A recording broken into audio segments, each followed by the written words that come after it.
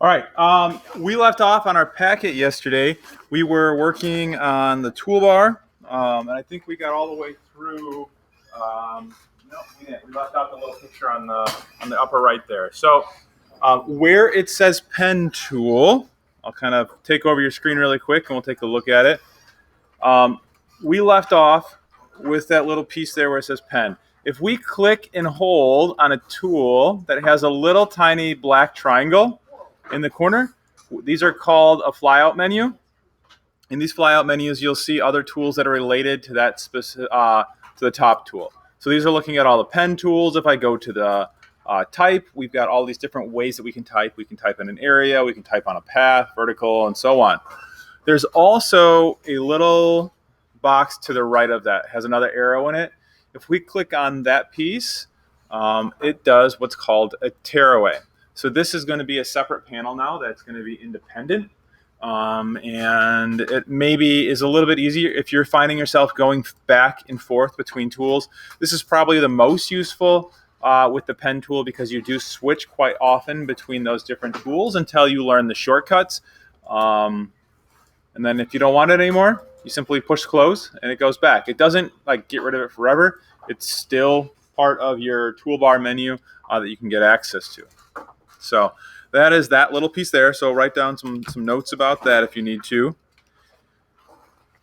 If we turn to the next page of your packet, you'll see a bunch of lines. That's going to be our shortcut page. We're not going to talk about shortcuts until we start creating a document. So we're going to skip that page. And we're going to talk about understanding the workspace. That's our next thing that we're going to do. Once we get through this page, now we're going to make a document together, similar to the one that you see in front of you. That's from a previous class. So what we're going to talk about here, I'm going to reset this workspace, and we can kind of go through everything. So if we're looking, we've got 8 different arrows that we need to discuss. Arrow number 1 points to the toolbar itself. All right, so we just need to understand that physical name for it is called the toolbar. So that one's pretty easy. There's not much else that we need to add to it. But number 2 is something that we probably don't know the name of. Number 2 is the panel, because it's technically a panel because it's got that little mark here. I could pull it down if I wanted.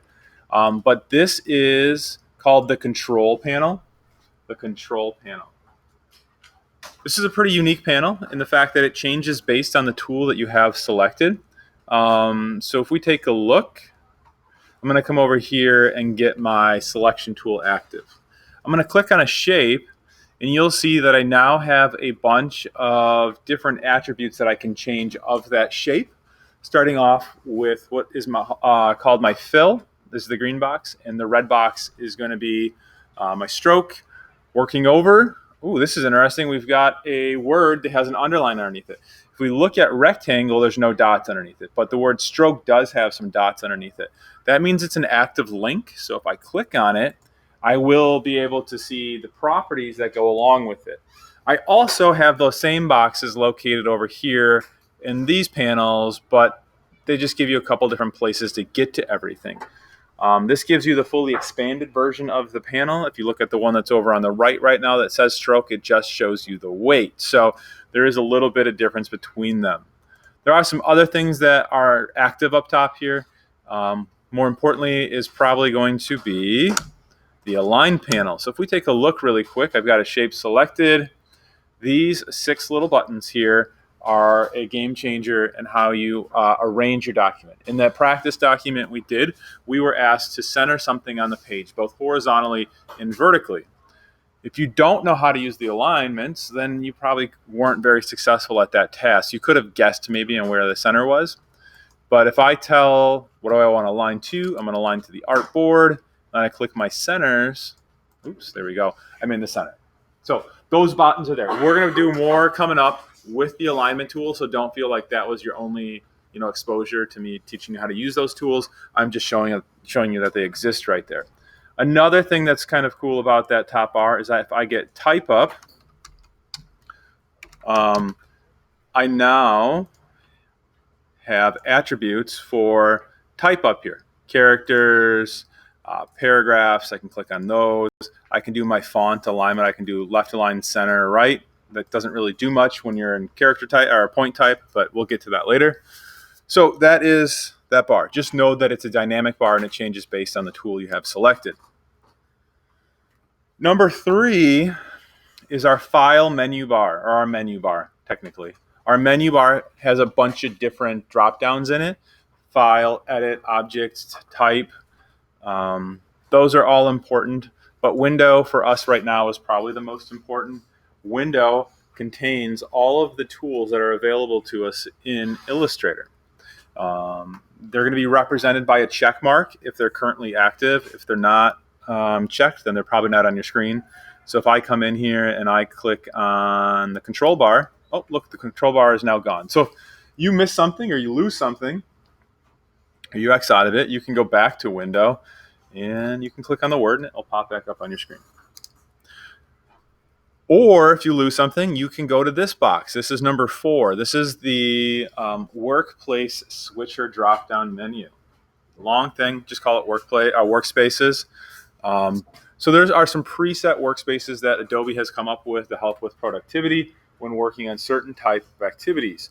And we always like to choose the Essentials Classic in here, but if you're off on your own and you find something else more effective, feel free to use it or make your own workspace. So we've got that chosen. That's our workspace switcher. If something goes awry, you can click the reset button and it will reset it to what the factory default is. So that's pretty cool. Number 5 points to all of these things on the right-hand side of your screen. Those are all called panels. Those are just panels. They can move, be rearranged, closed, modified to be what you want.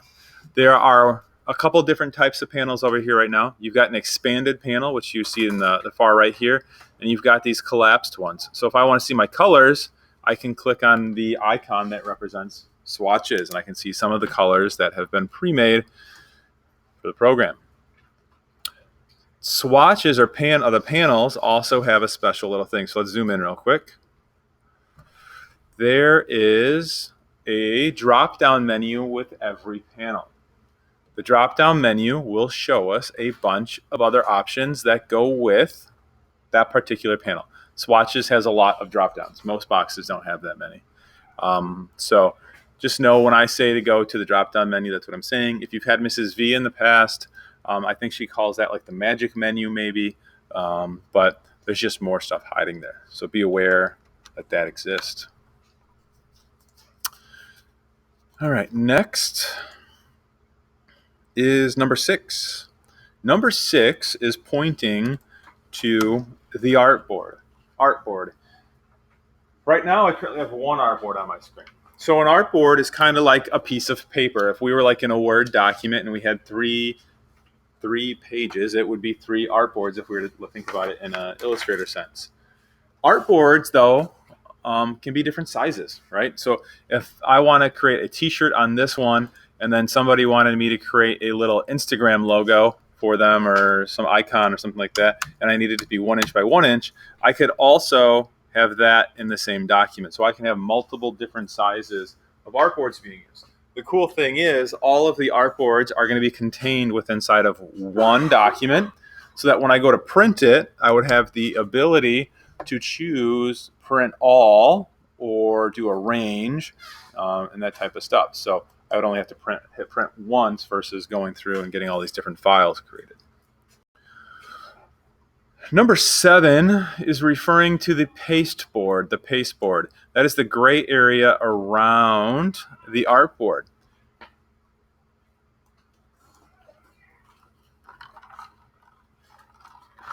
If we take a look at the current image, half of it is on the artboard, half of it is on the pasteboard. Only the part that is in the white right now of the artboard would actually print. Anything that's hanging over into the gray will not print. Why would I have this? A lot of people put their inspiration out there. So if you're currently working on like on a t-shirt or something, so a good example would be this. I've got a couple different artboards going. I got 3 artboards. I got artboard 1, 2, and 3. And then the stuff that's hanging out here is all different inspiration ideas that I was working with when I created this t-shirt this morning. Those pieces will not print. So that's kind of what we use the pasteboard for. We'll go back to that one. I don't care. So we got that done. One last one. Number 8 is the status bar or the status area. So that is going to tell us our percent that we are zoomed in. It's going to tell us what artboard we are on, and give us just a little information about what is taking place. So with that being said, we're going to try making a new document. All right. Go ahead and make me a 10-inch by 10-inch document, please, that is print ready.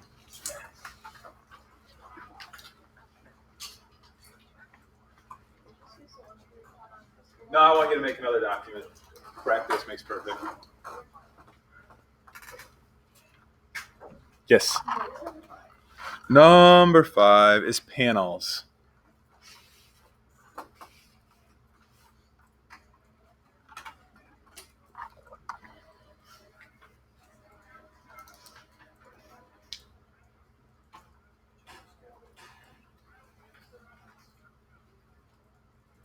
So 10-inch by 10-inch document, please. If your neighbor's on the struggle box, help them out. You want to call me over.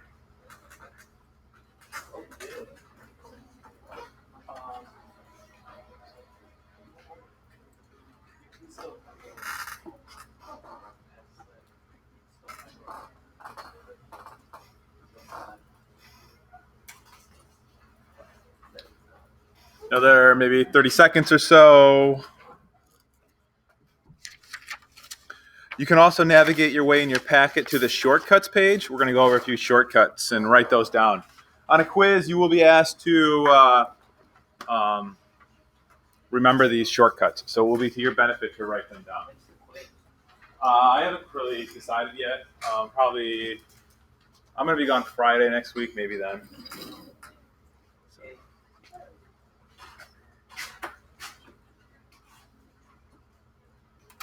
I think you got Mrs. Chambers as your sub.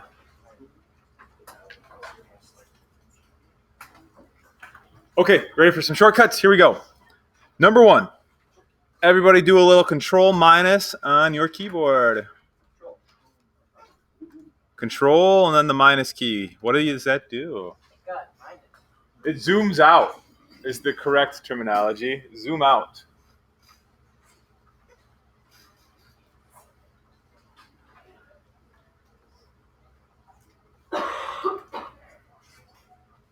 One could assume that if control minus zoomed out, that control plus would zoom in.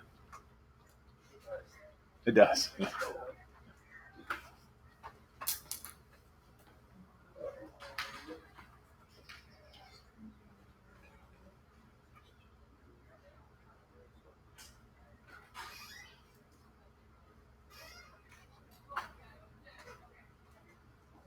Everybody zoom all the way out. Take the control minus and zoom as far away as you can.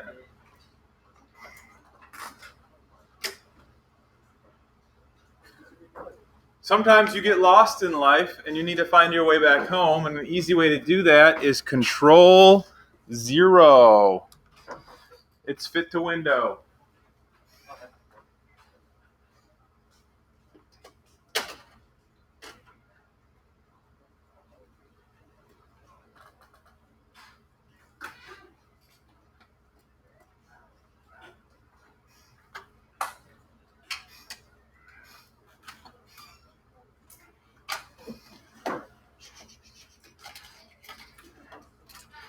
After we've done that, we probably should do the most important thing, and that is Control S. Everybody go ahead and do Control S. Control S is your save option. So you should just continually be doing Control S as you're working through your projects. It's really fast, simple, easy. Here's the deal. I was going to be really nice to the tech guys. They wanted me to use the G drives and really do it. It's not working out for us. I'm tired of dealing with you guys not logging on the right way. If you have figured out how to log on to the G drive the right way and you want to continue to use it, go for it. Otherwise, you can use your iDrive Your iDrive, if you click on this PC and expand it, it'll open it up and you can find your iDrive. If you're looking for the one that has a bunch of numbers to go with it, that is your school server account. You can save stuff there. Just make a folder, call it Illustrator, and we'll be good to go. So save this as Shapes Practice. Shapes Practice.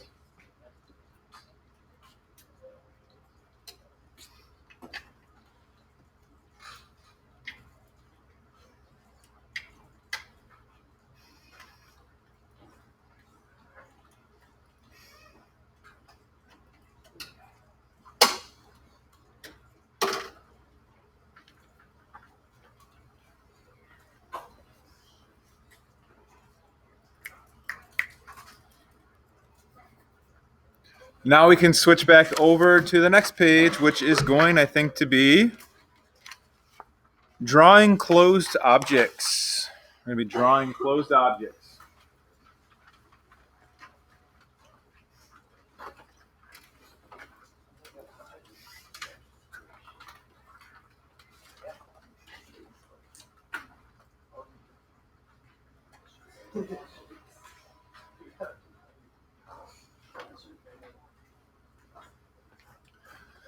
Okay, as we start to take a look at what a closed object is, we need to first understand that, I guess. So I'm going to take your computer over.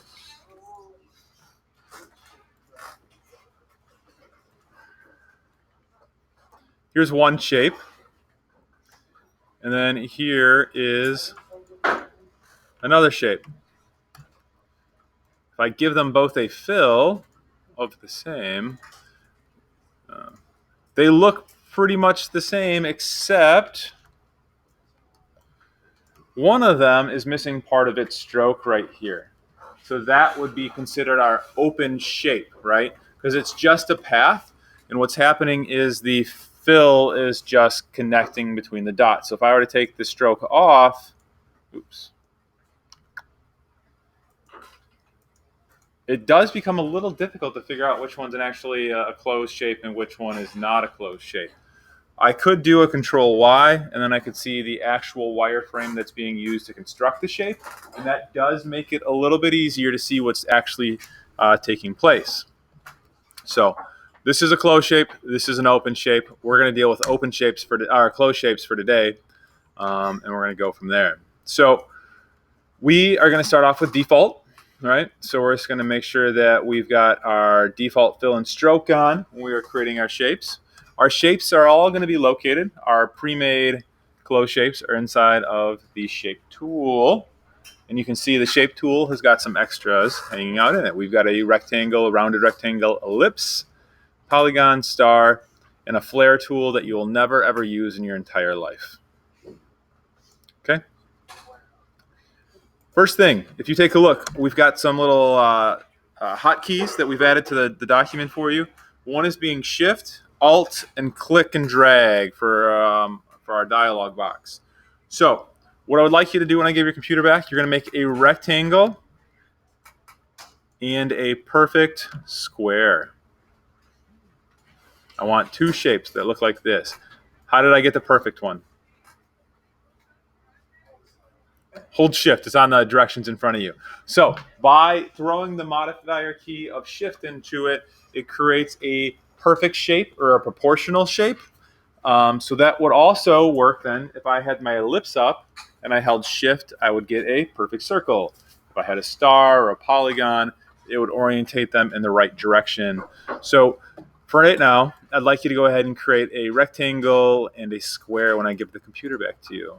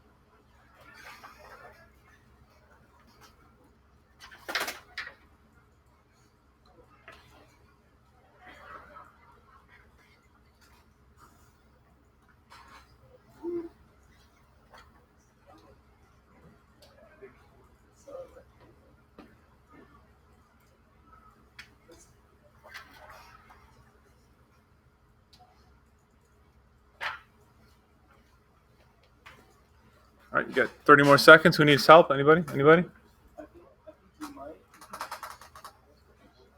Are you holding shift when you create your little squares?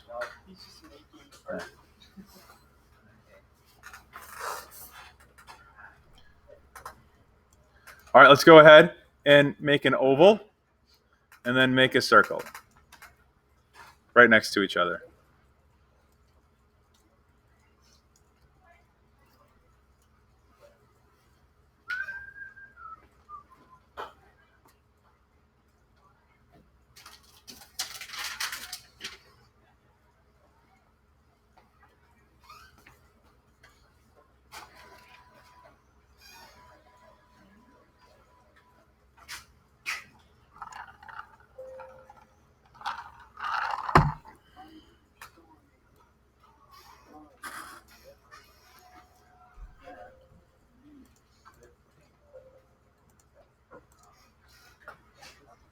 Now we're going to play with the polygon tool. If I click and pull, I've got a lot of sides to my polygon, but what if I want less? I want a triangle, maybe. And if I hold shift, it creates a perfect triangle and a polygon.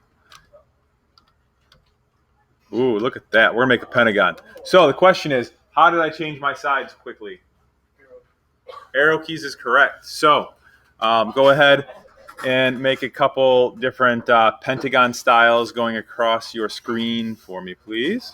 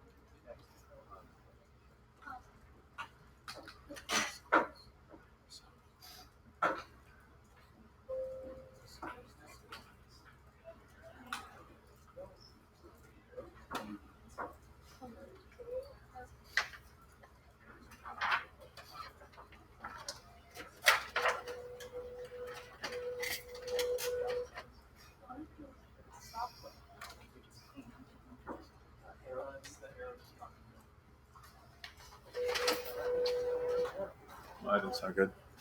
All right. I'm going to take your computer back over. The last way that we can make a shape is if I come in here and get my star tool and I click on my screen once. I'm not clicking and dragging. I'm just going to click once. You will get a dialog box to pop up. This is the last way you can make a shape. Say that I know I want my inner radius or my outer radius of my star to be 2 inches. I want my inside to be 1.5, and I want it to have 6 points. I can click OK. And now I've created a really awful looking star. That's not even a star. I don't know what that is. But if I come over here, that's better. I could increase or decrease. You can also get crazy with this thing. And you can have a lot of different points. Go ahead and make a couple stars, and then we're going to play with some other stuff.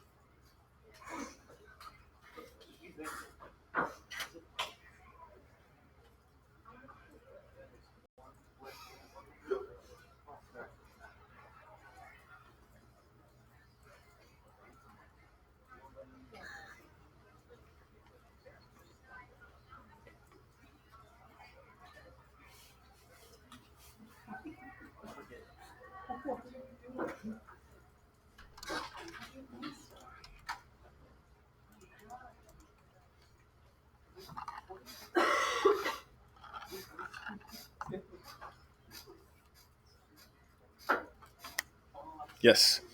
Those are some fat strokes we got.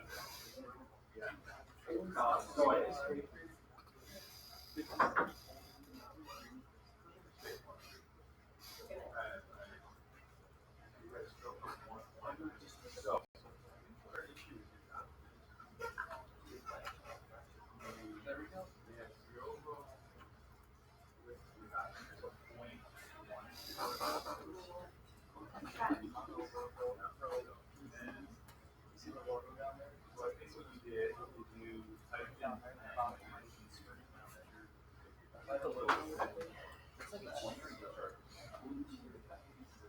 if you think about 10-point font, so make sure you take your unit. It's just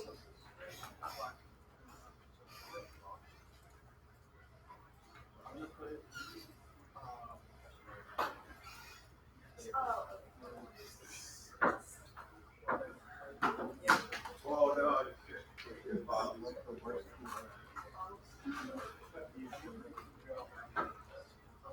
Who does it belong to?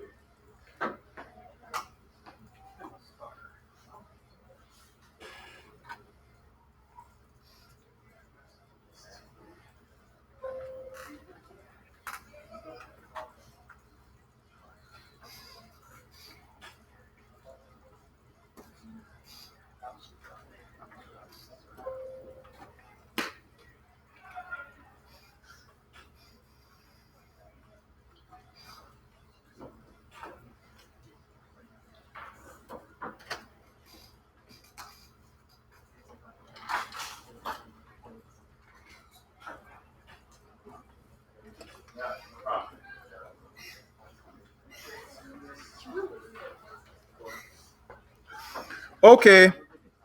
Do a Control S. Save your stuff real quick. Remember, we always want to be saving our information.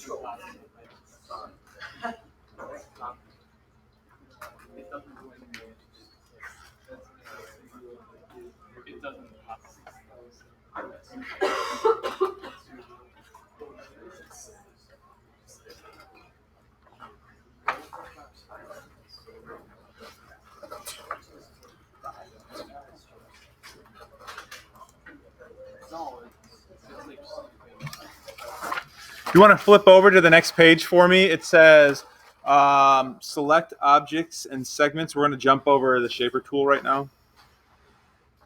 So it's very important you understand that in Illustrator, there are a couple different ways that you can potentially select an object.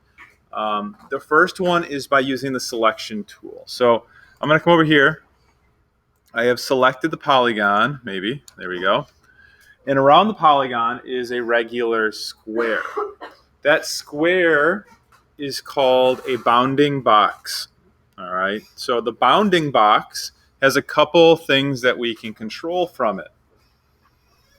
It's got some corner points, and it's also got this plus and minus symbol, which increases and decreases the number of sides, but that's only on shapes that have sides. What's more important to us is that if we go to the corner, we have the ability to rotate this object if we want to. We can also grab it in the corner, hold shift, and we can scale it proportionally based off of however we built that document. So that is the black arrow, right? That is a free transform command. It allows us, or a transform command, it allows us to move it around the page. That's affecting the whole shape. If we want to affect little pieces or points of a shape, so you can see I've just switched over. Here is the selection tool. Here's the direct select tool now. And the direct select tool allows us to select individual anchor points or segments on a path. It's a lot of words. But a couple things. If I click on a path right in the middle of it, click on it once, maybe not. Direct select, there we go. I clicked one point. I can now pull just that point away from it, right? And I can adjust the shape of stuff. This is not a tool used to move this technically around the page. You should come back and get your selection tool. There's also these little dots that you see at a hard corner point. If I click on one of them once, click on one to activate it, so I've only got the one up top activated. I click and pull. I now can put a radius onto that particular point. If I just click and pull without letting go of my click, I have all of them currently selected. If I want to select more than one at a time, I click, hold shift, click on the next one. So I'm just going to play with these two, or I can make them hard again. So that works on all of them. Circles are a little bit different because they have no corner points, but they do have smooth points. So there's one right there. Oh my gosh, there's little handles that popped off of these ones. These control the arc of the line. So if I twist them, I can create knots and pull on them and make them weird. So I'm going to give your computer back to you. Take a quick, maybe minute and a half, 2 minutes to play with the direct select tool and see how that functions for you.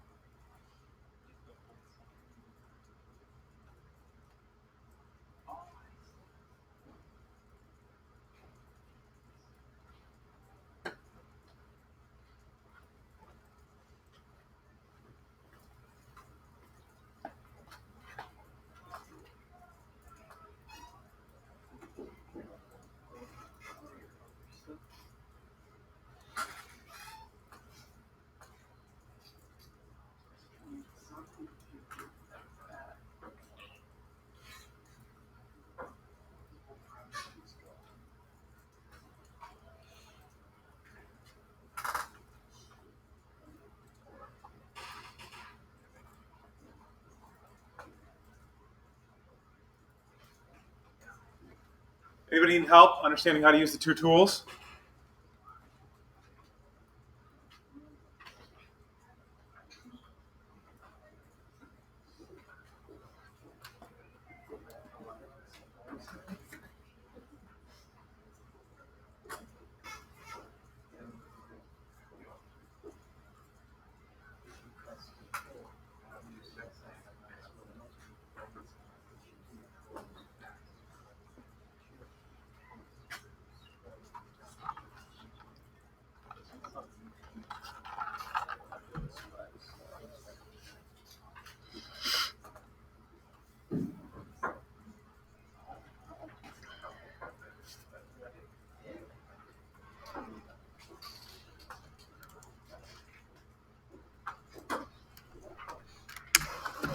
Okay, there are some other pieces that our talk there says to select multiple objects.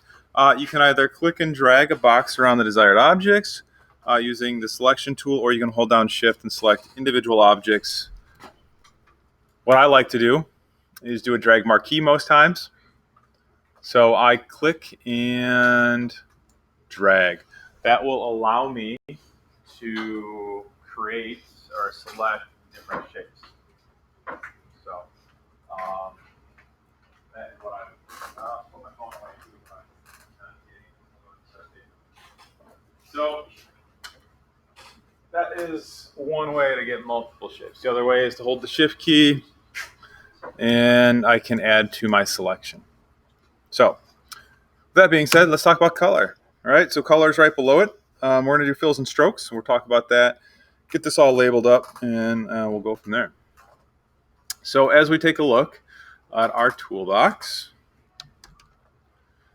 more specifically this little piece right here, this is the first spot where we want to talk about color. It is super important you understand some things. Currently, my stroke is black, and it is on top. So there's what's called stack order. If I wanted to come out and change the color of the star, the fill color, the current fill color, since it's selected, I can see that it is white. But if I want to change it, and I start double clicking on this, thinking that I'm going to change it, the only thing I'm really changing is going to be my stroke, because I double clicked on my stroke. So it's really important you know what you're working with. So I get that, and it has changed to a brown stroke. If I want to change the fill, I click on the fill once. It brings it to the front of the stack. And now I can double click and choose a color. And now I have a fill for my piece. So you could label those. We already have labeled them once, so I'm not going to make you do it again. You do have the switcher right here. Some people think the switcher is the way to bring the fill or the stroke to the front. That is not correct. That just swaps the color that all this does. So now I have a brown inside and a pink stroke. If I want to apply none, I can click the red slash. That gets rid of it. It's actually going to be a see-through object now. So if I take this and move it over top of this, it's now letting that come through. So all it has is simply the stroke. Especially over here, you can see it take place at its half-seas. So there's how those work. There are some other places to get color. So color is technically called a swatch in InDesign. So if I ask you to go open your swatches, you need to go locate it. Swatches are going to be not up on my screen because I've already closed them. So I'll reset. This is what swatches look like. There are going to be some pre-made swatches that come with each document when you open it up.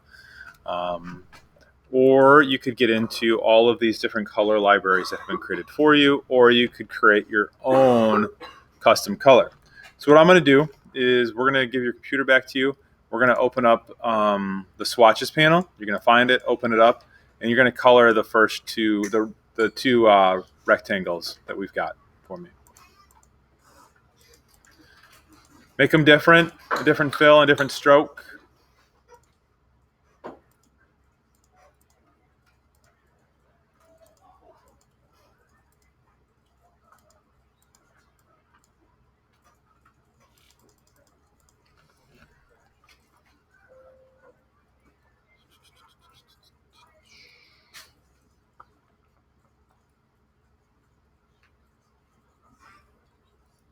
If you need help, let me know. If you have your object selected that you want to change, and then go over and click on color out of the pre-made swatches.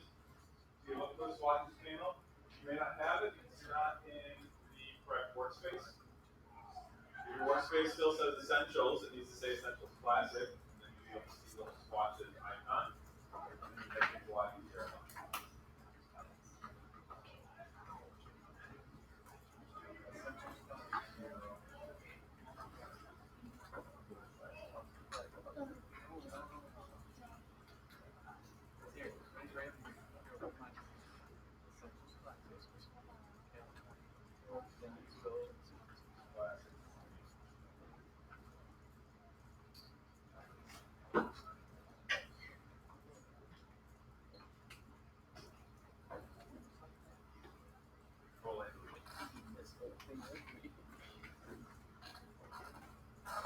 Your isolation mode. Get rid of that bar. That's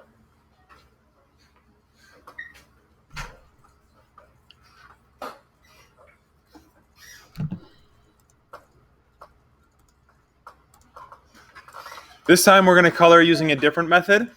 We can select a shape. You have what looks like a little painter's palette right there. It's called color.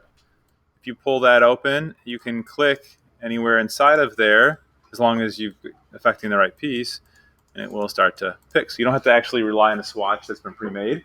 You can just go randomly pick a color out of the rainbow if you want that to be your color. So you can fill one that way.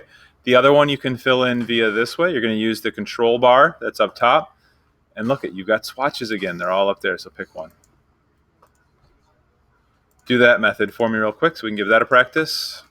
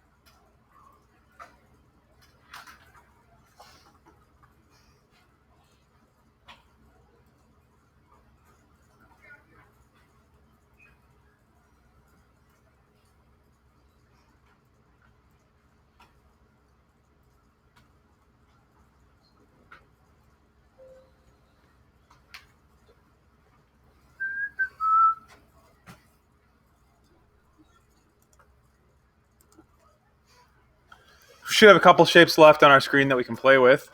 We're going to open up a color library now.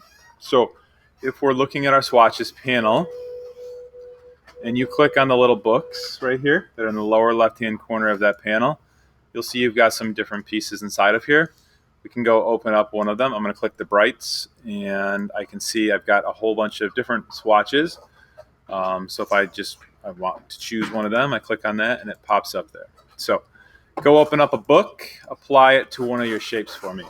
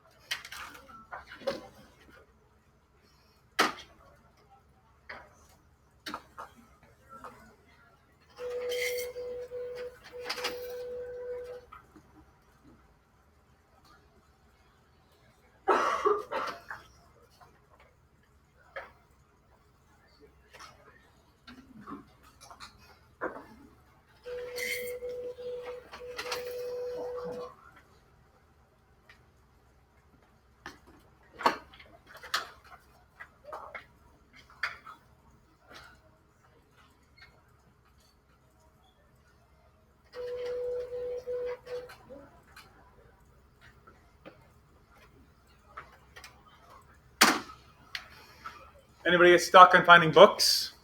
Oh, someone got a new color.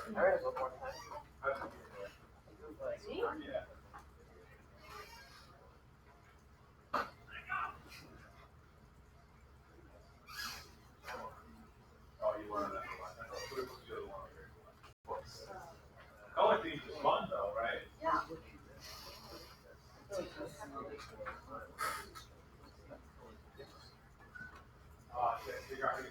Oh, that's cool.